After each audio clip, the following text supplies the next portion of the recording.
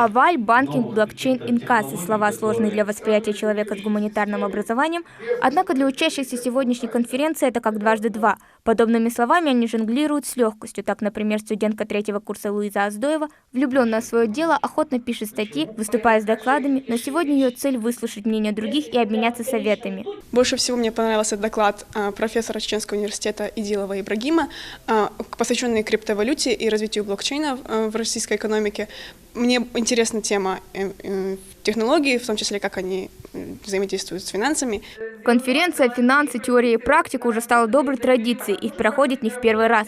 А в этом году она приурочена к 25-летию Ингушского государственного университета. Помимо того, что тут рассматриваются финансовые аспекты, связанные с вызовом современности, университет также принимает подарки и поздравления от гостей. В прошлом году мы проводили международную конференцию о том, о чем вы говорили, цифровая экономика, региональные аспекты, это сборник конференции.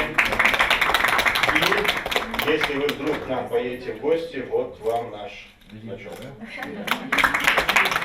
Всего на конференции представлено 5 секций. Спектр вопросов, охваченный спикерами, был широк. По мнению декана финансово-экономического факультета Мусы Мержо, финансы являются двигателем прогресса, и чтобы не отставать от современного мира, нужно постоянно развиваться. Есть такие компетенции профессиональные, которые мы должны осваивать и давать их осваивать нашим студентам, молодым исследователям. И вот на таких площадках формируются определенные знания о выступающих наших молодых людей, студентов, аспирантов.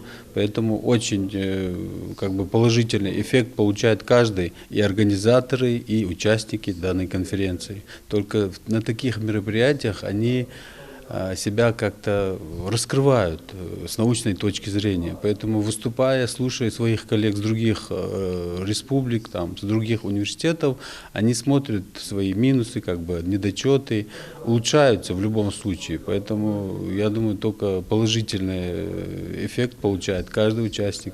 Темы докладов прозвучали различные, начиная от этикета, как стимулятора разрешения экономических проблем, до кризисных явлений в экономике. Кульминацией, по мнению многих студентов, был доклад о криптовалюте и ее необходимости в современном мире. Ибрагим Идилов считает, что в будущем люди будут оперировать цифровыми валютами. То, что было, когда запускался интернет, мы знаем, насколько болезненно нам было это все осваивать тогда, насколько сложно было. Никто даже не знал, к чему это приведет. Вот те изменения, которые предстоят в будущем, они более масштабные, более грандиозные.